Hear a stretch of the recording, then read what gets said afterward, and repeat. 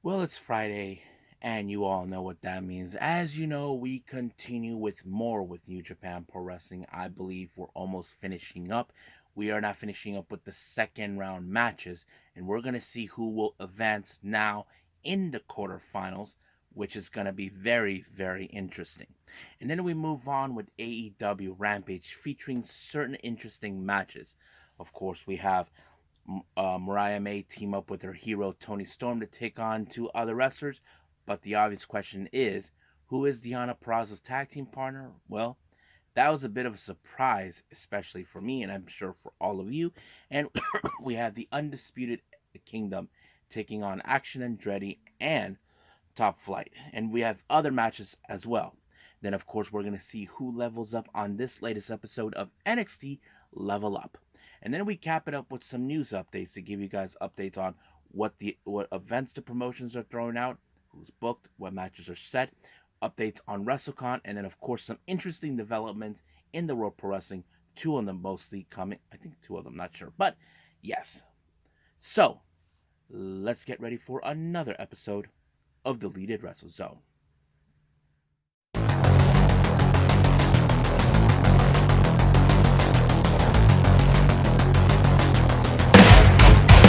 Are you ready? Get up, get up! Get up, get up!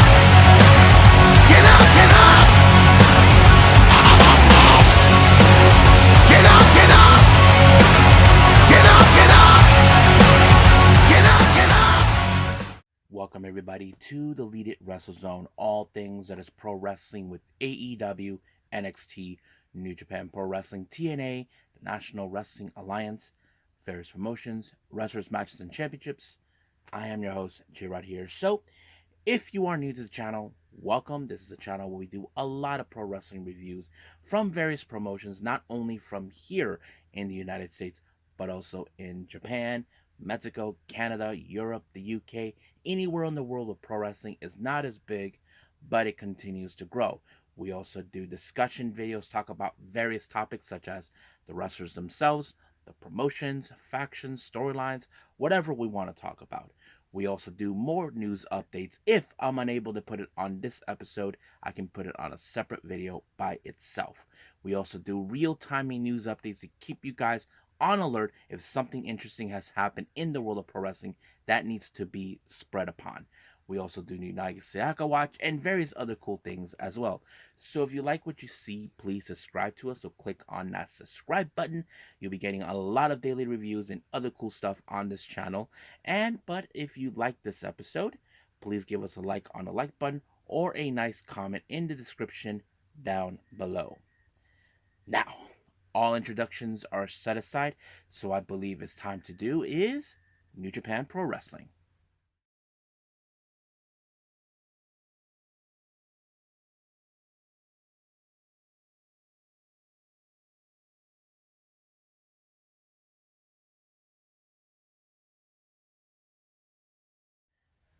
Okay, now as we get closer and closer towards the finale of the New Japan Cup, these are the last two round matches in the New Japan Cup.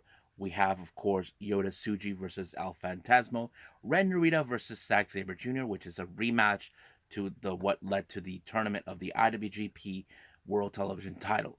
But the obvious question is, who will advance? That's the real question we are definitely going to be see, but that's going to be a little later. But let's start from the very beginning of the New Japan Cup for this particular day. We have, of course, the Young Lions, more specifically, Katsuya Murashima take on Shota Kato. Now, you would have assumed in this particular match that one of them would walk out as the winner. Now, on on various occasions, we have seen Young Lion matches where either one, excuse me, where one is up the other or ends up in a time limit draw.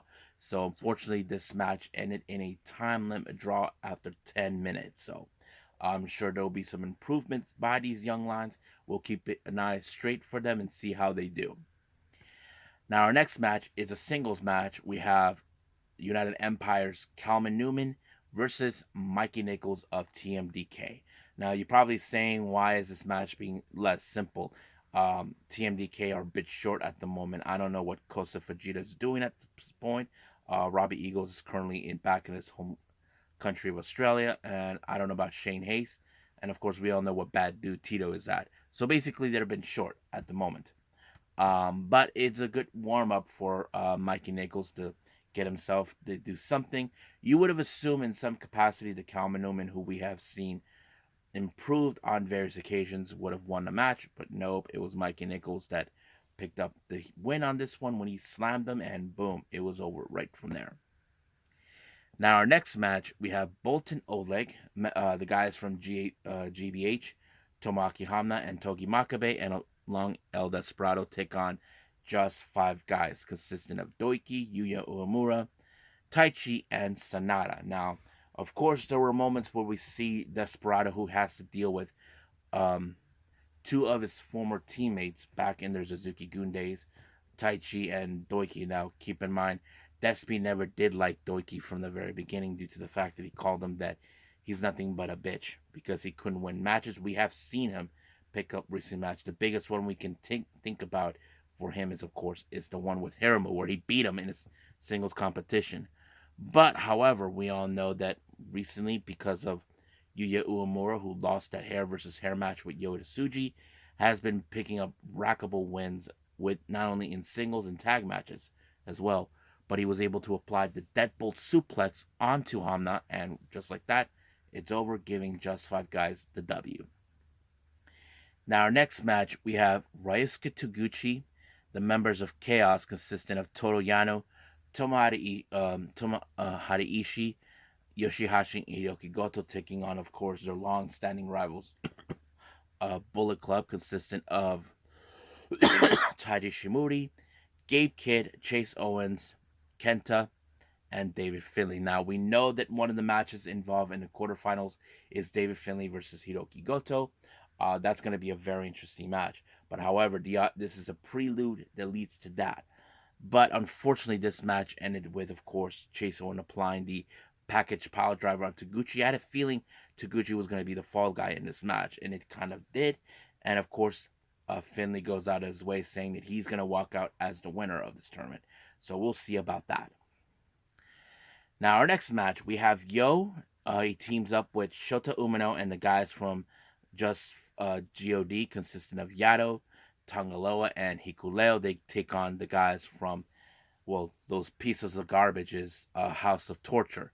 Dick Togo, Yoshinobu Kanemaru, Juro Takahashi, Jack Perry, and Evil. Now, you know for a fact that Shota Umino will love nothing more than get his hands on Jack Perry for what he's been causing to him and all this and that.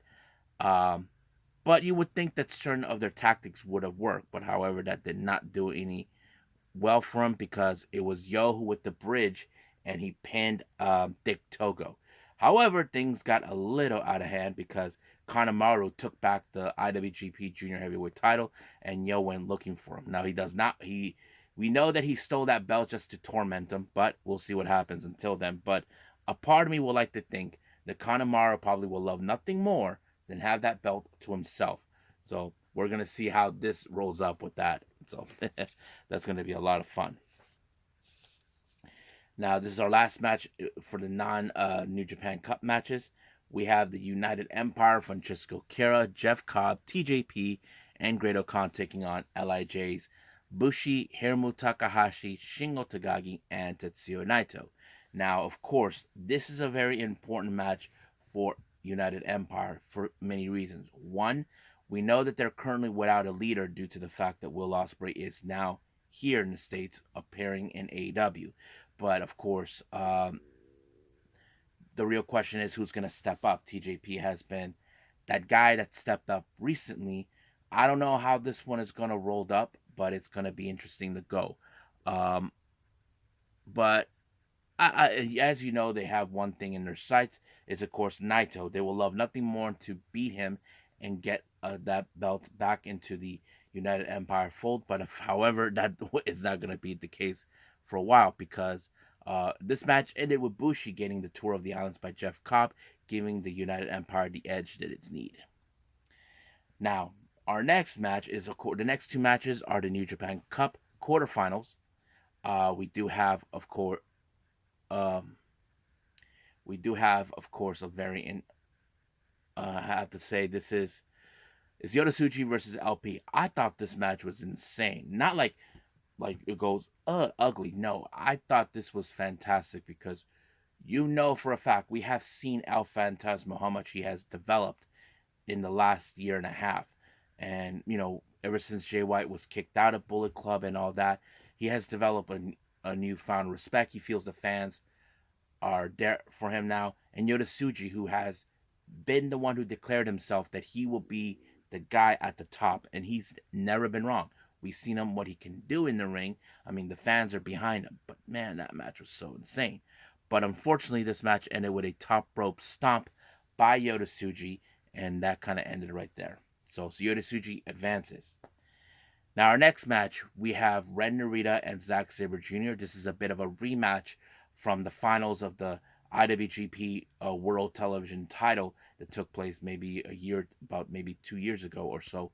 But however, before the match could begin, thank God for Red Shoes, he told everybody from House of Torture, including Mikey Nichols, to get their asses back to the backstage because they want this match to be a fair fight.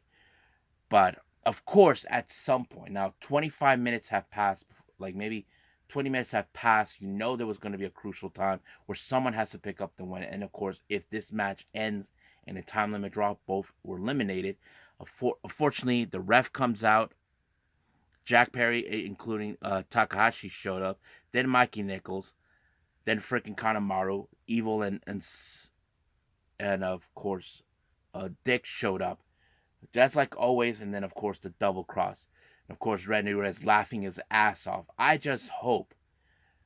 I'm just hoping that somehow he loses the next round because he deserves it. I wouldn't be surprised if Shota Umino gets his revenge on Ren Narita for costing him this. It would be a thing that would put him going crazy. So that's going to be fun to watch.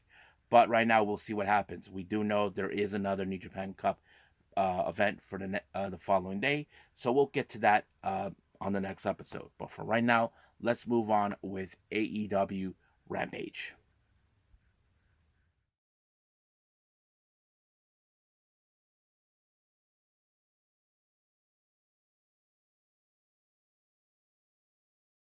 Okay, AEW Rampage. It opened up with Dark Order with Evil Uno and John Silver taking on Trent Beretta and Orange Cassidy. So this is a very interesting match. I feel like this is building up for them. As you know, they will participate in the bracket for the AEW World Tag Team titles. They've been announced they're part of the wild card spot. So I think they will be facing. I forgot who they'll be facing, but yes, um, they will be part of it. But I have to say, this match served as a warm up for them. I mean, you would think, I'm not saying like this match is easy. It's going to be difficult because we know what the Dark Order are capable of. But towards the end, we are going to see, of course, how the cohesion between both Trent and Orange has been serving as well, because it was great teamwork between Trent and Orange when they applied, of course, the Orange Punch, then the Strong Zero onto Silver, and it was over right from there, even when it began. Now, as you know, things have become a little intense when it comes to Saraya, Harley Cameron, and Zach Knight. This whole thing between Ruby Soho and Cool Hand Ange has gone hard enough. However, of course, Zach completely lost control, attacked some person, and then Cool Hand showed up, and things got out of hand. Of course, this thing is not going to stop, but sooner or later, this is going to lead to a match. We just don't know when or where. We know it's going to happen. We just don't know exactly when. Now, our next match, we have Mariah May teaming up with Toni Storm to take on two other wrestlers, Kayla Sparks and LMK, who we seen on maybe during the AEW Dark Times, Dark Days, of course. Not like dark, but more Dark Days, more like the YouTube show they had. But yeah, I thought it was a pretty good way to start out the thing. But of course, this was going to end up with Toni Storm and Mariah May win. Toni Storm applied a Storm Zero on LMK, but allowed Mariah May to pick up the win by pinning, and that was it. However, the celebration was short-lived, with Deonna Purrazzo showing up. However, many fans had their general consistency who was going to be her tag partner. There was one particular name in mind, but however, we did not expect who her tag partner was.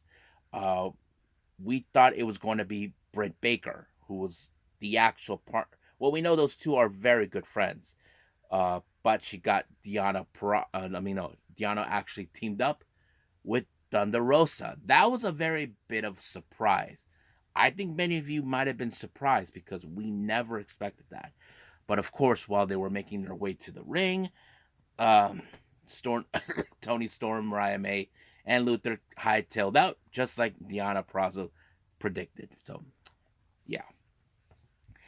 Now, our next match, we have Konosuke Takeshita versus Commander. You know this is going to be a very interesting match. Now, we have Takeshita, who's very talented, very killer instinct type, versus a guy who can rely on his speed and his high flying capabilities.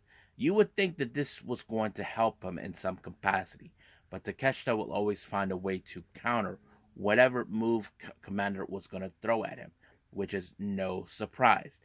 But unfortunately, this match did not go in favor for Commander because Takeshita applied a Falcon Arrow, and just like that, it was over.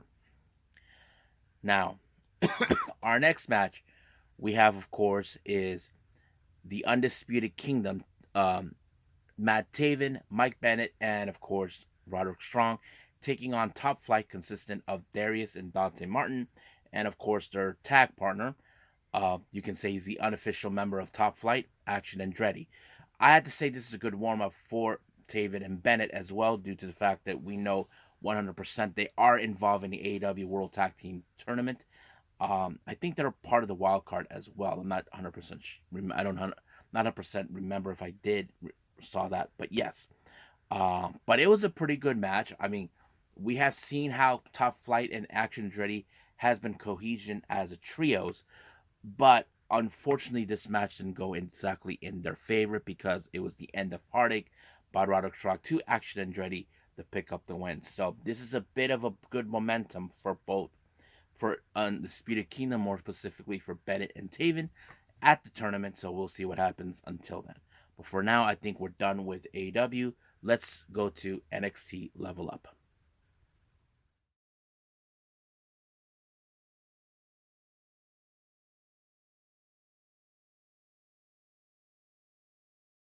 Okay, so who levels up on this latest episode of NXT Level Up? Let's find out. Our first match, we have, of course, the winner of the Breakout Tournament, Lola Vice. She takes on against Carly Bright. Now, you would think that this match was going to be easy. Now, we have seen little by little of Carly Bright into the NXT Level Up branch.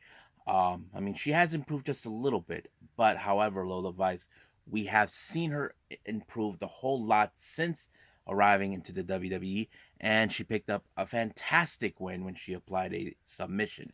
So it's only a matter of time until she finally makes her way back into the NXT Women's title consistency, and we'll see where it goes from here on out.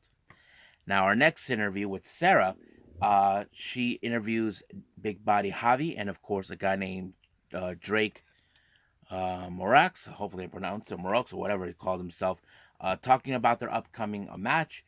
They face against Luca Crucifino and Stacks of the D'Angelo family. But of course, Big Body Javi thinks that he has this in hand because Drake is a bit more taller and bigger than him. But we'll see. However, we do jump into that match. You would think on two factors. Now, Drake, yes, he's big. But the one thing that is important is Luca Crucifino, who is just the newest addition into the Angelo family. How will he do with his teaming with Stacks? Now, Stacks is no secret that he is a two-time tag team champion. So how will they coexist? I have to say they did pretty well.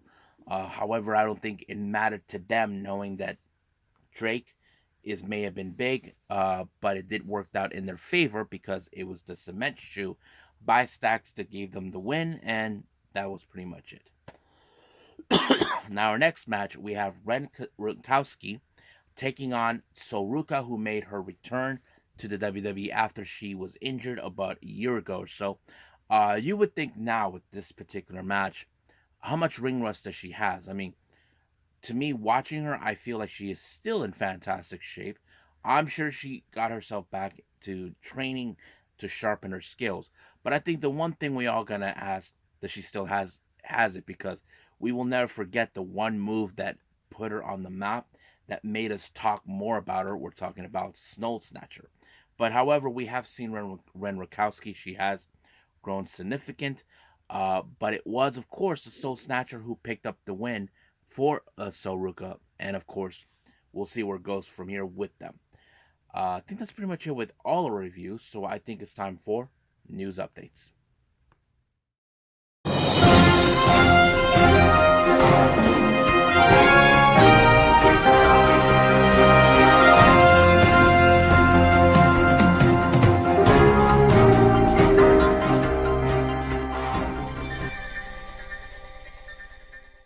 Okay, so welcome to our news update. So this is what we have for all of you.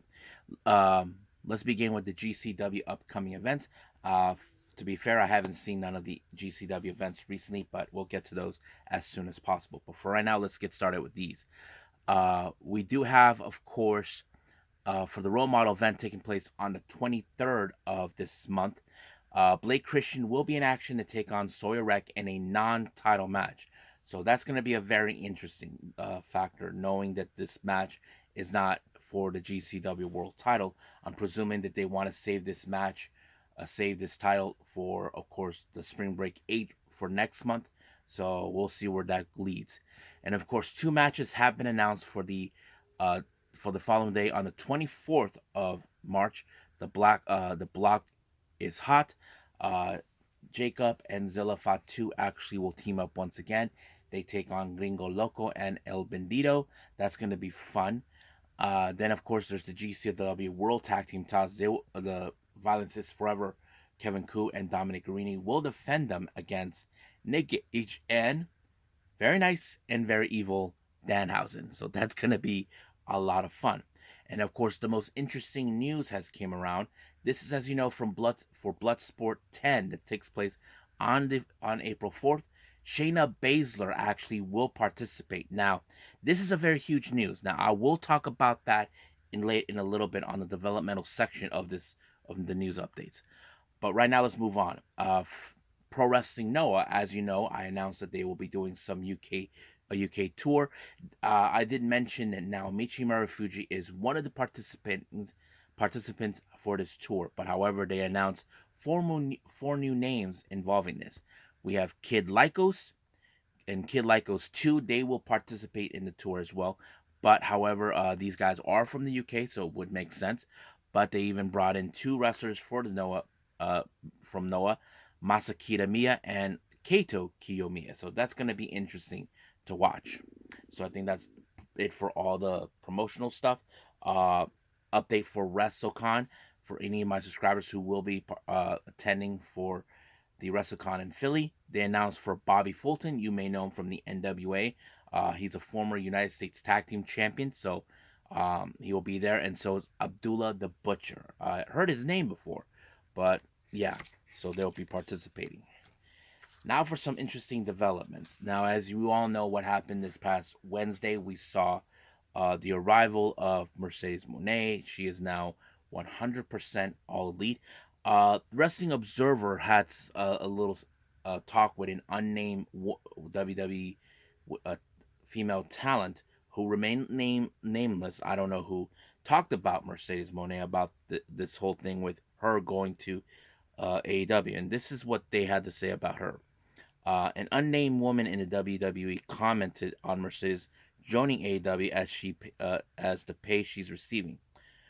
One WWE women's star noted to us that they were hearing that the number was enough to make her her the highest paid woman in pro wrestling, and they were thrilled that AEW were making that offer, and happy that we to for her to have accepted it, because in the long run it means it's better marketed for the top women wrestlers. Noting, They even quoted on this. I think it's set to standard. The women should be paid too. The women do great numbers and have huge social following, and also said it's a huge deal for women in the industry to who are paid a lot less than men. I mean, we have heard things like that before. Yeah, but I mean, we do know that Mercedes Mone has been trying to get back with WWE, where they wanted her to pay her more as Becky Lynch and Charlotte Flair, but that wasn't the case. But now it seems like they are paying her. AEW is paying her very well, so we'll see about that.